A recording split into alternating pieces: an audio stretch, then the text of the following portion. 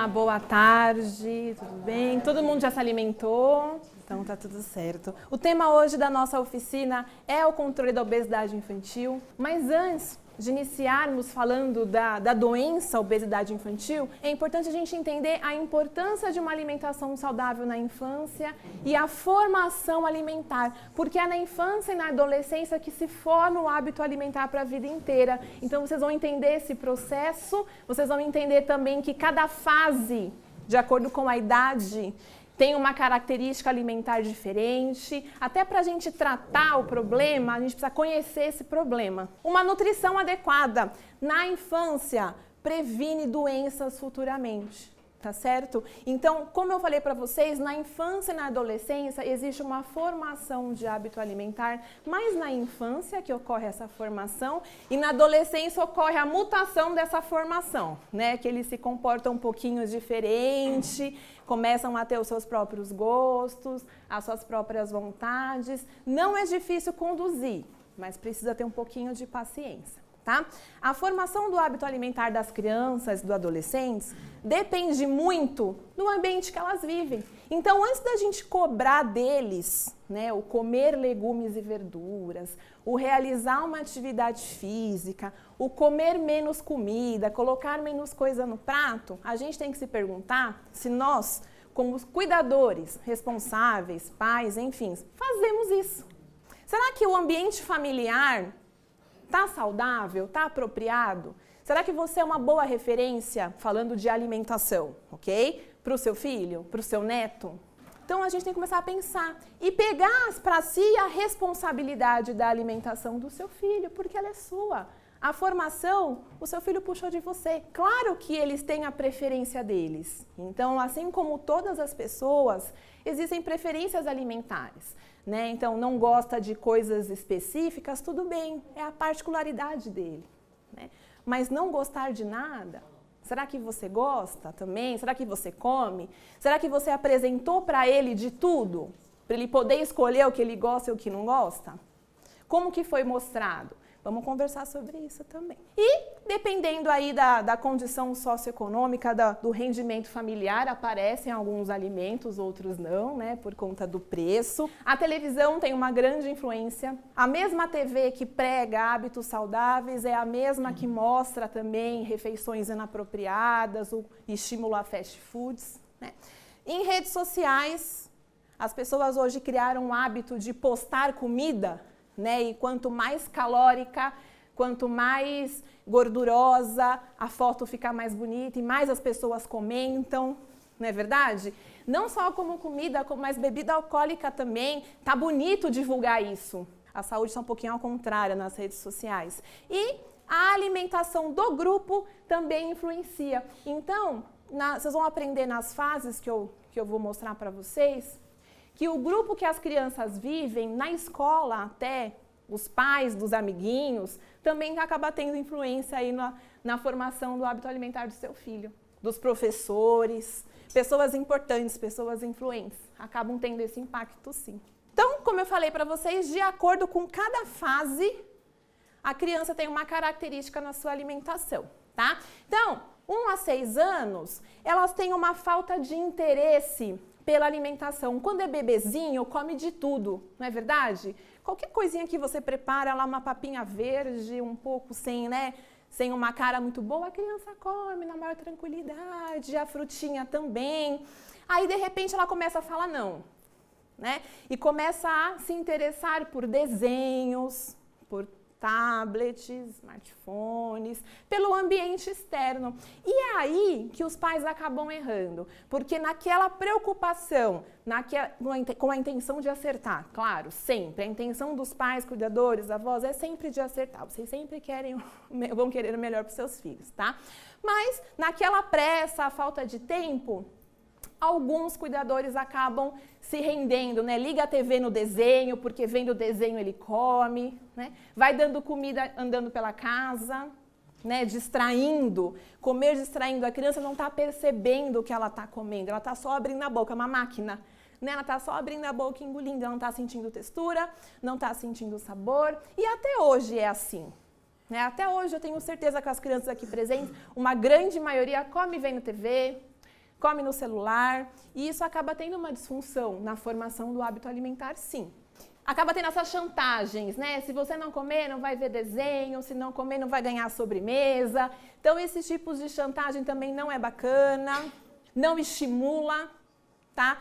Tratar uma alimentação saudável como algo imposto, tudo que é imposto à criança que está naquela formação de identidade é ruim, né? Não é legal, então ela tende mesmo a ter uma restrição, a ter uma resistência.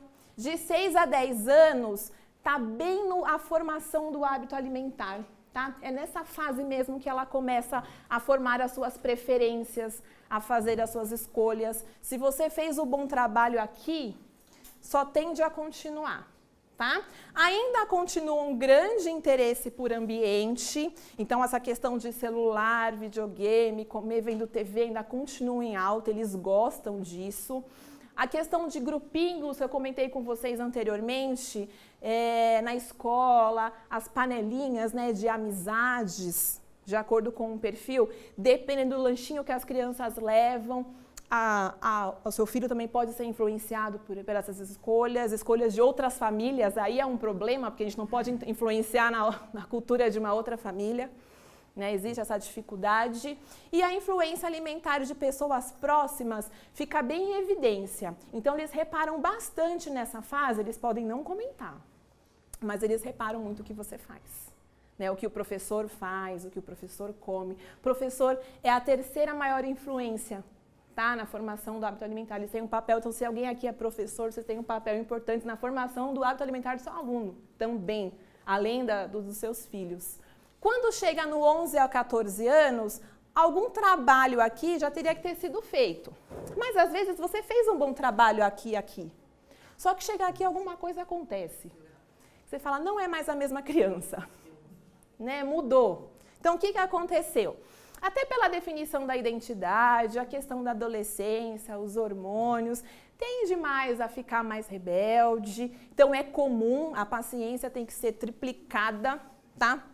Eles, para serem aceitos em grupos, fazem de tudo, né? Então também mora o perigo, até comer besteira, até comer escondido, até participar de jogos, de desafios nos celulares, né? A gente sabe o perigo que tem por aí. Existe uma tendência nessa fase de abandonar refeições importantes. Então, o café da manhã, por exemplo, o jantar já não quer mais fazer, quer comer um macarrão instantâneo, quer comer um sanduíche. Aliás, o jantar é uma cultura que eu percebo na prática que está se perdendo das famílias. Isso a gente tem que tentar resgatar. Tá? Muitos ficam sozinhos em casa com essa idade, pela necessidade do pai, da mãe, do avô, do cuidador ter que trabalhar fora, e eles comem o que eles querem. Né? E muitas das vezes, para tentar suprir uma ausência, de maneira inconsciente, é apresentado comida. Então, eu vou deixar o que ele gosta de comer, para ele ficar quietinho, não ficar nervoso. Uma maneira que a gente tem de tentar se fazer presente com comida. Nós fazemos isso. Tá? A comida está presente em todos os momentos. Na alegria, na tristeza. Não é à toa que a palavra comemoração tem um comer, né, no meio, porque está presente comida. Então, sentimento e comida estão muito ligados e começa o maior consumo de lanches. Eles são difíceis, mas não são impossíveis. Tudo bem, gente? Então, é importante conhecermos as características das fases, vocês conhecerem as características dos filhos, dos netos, dos sobrinhos de vocês, para começar a agir em cima disso. Claro que com o apoio nutricional, o apoio médico, tudo fica um pouquinho mais fácil. Né? No caso da obesidade infantil, ela é diagnosticada pelo pediatra, pela nutricionista, pelo médico, tá bom? Pelos profissionais de saúde. Então, eu tenho muito esse problema na prática, que muitos pais, o fato da criança não ser como eles, não ter o biotipo deles, ser um pouquinho a mais, já diagnostica como obesidade, às vezes não tá. Okay? Então, pode deixar que o profissional faz esse diagnóstico. Quando que a gente tem a certeza que existe uma obesidade infantil? Quando o peso da criança fica maior que 15% do que deveria ser, de acordo com a idade, de acordo com a estatura. Então, é um diagnóstico um pouco complexo, não é só de olhar. Tá? A gente tem que fazer algumas análises, tudo bem? E para a saúde física, a obesidade infantil faz desenvolver diabetes. Atendemos muitas crianças com 10, 11 anos com diabetes tipo 2, que só apareceria depois dos 40, depois dos 50, tá? Pressão alta, colesterol alterado, a grande maioria. Quase 100% do nosso público infantil é devido ao colesterol. Claro que está associado à alimentação, tá, mas muitas das vezes o colesterol está associado à genética. Então, os pais no passado já não tiveram hábitos legais e isso vai caminhando aí para o seu filho como herança genética. E danos à saúde emocional. Começa a ter vergonha de querer sair, vergonha de querer se olhar, uma autoestima baixa, tendência a se isolar num videogame, né? Atrás de uma rede social, atrás de uma tela, a criança pode ser o que ela quiser. Será que você tem esse controle também do seu filho? É muito mais fácil ficar em casa, num celular, num videogame, vendo TV, do que ficar às vezes brincando? Não é mais fácil, é mais cômodo. E essa turma veio diferente, né? Eles não sentem mais a necessidade de sair para brincar. É uma geração que é mais tecnológica mesmo. E a gente tem que respeitar essa geração da tecnologia e fazer essa tecnologia ser a favor da saúde deles. Tem que agir com inteligência nisso. Tudo bem? Hoje, no cenário do Brasil e do mundo, para ter conhecimento, como está crescendo, crianças aí de 5 a 9 anos, 15% com obesidade, 37% com excesso de peso. É muita criança com peso alterado. De 10 a 19 anos, 14,2% com obesidade, tanto meninos quanto meninas, tá bom? Não existe essa prevalência maior em meninos e meninas. E 33,4% com excesso de peso. É muita criança, tá? Hoje, se a gente continuar nesse processo de crescimento de obesidade infantil, daqui a 15 anos, o Brasil será o país mais obeso do mundo. Nós ultrapassaremos os Estados Unidos. Por quê? Pela cultura alimentar, principalmente pelo sedentarismo, tá? Aos poucos, nós estamos adquirindo o hábito dos americanos na alimentação. Né, os fast foods estão vindo diferentes, estão vindo com refil, tamanhos maiores, promoções. Isso é tudo de lá. Essas promoções aí de vários lanches, um cartãozinho que você entrega, um ticket. Não é do Brasil essa ideia. É tudo de lá. Comidas mexicanas, comidas altamente temperadas. É tudo de lá que nós estamos absorvendo aí essa demanda. Aqui eu trouxe mais dados para conhecimento. Então, hoje a gente tem mais de 123 milhões de pessoas entre 5 a 19 anos de idade com excesso de peso. A cada 5 crianças com obesidade infantil, 4 continuarão obesos na fase adulta. Isso é o que mais preocupa, porque existe uma esperança dos pais com relação a quando crescer, desenvolve e emagrece. E antes era assim. Né? Não era assim há 20 anos atrás? Era assim. Agora não está mais. E você, se de repente o pai ou a mãe é obeso, se for só uma parte, a criança herda 40%. Tem 40% a 50% de chances de ter obesidade. Tá? Se for das duas partes, 80%. Não é 100%, isso é bom. 80% não é 100%. Então significa que os nossos atos podem mudar esse cenário. O número de crianças e adolescentes de 5 a 19 anos obesos em todo o mundo aumentou 10 vezes nas últimas 4 décadas. E 1 a cada 3 crianças entre 5 a 9 anos estão com sobrepeso. É preocupante? Muito. Quais são as causas? Né? A gente associa muito a obesidade infantil só à comida. É claro que a comida, a qualidade alimentar é o principal, não vou negar. Mas antes...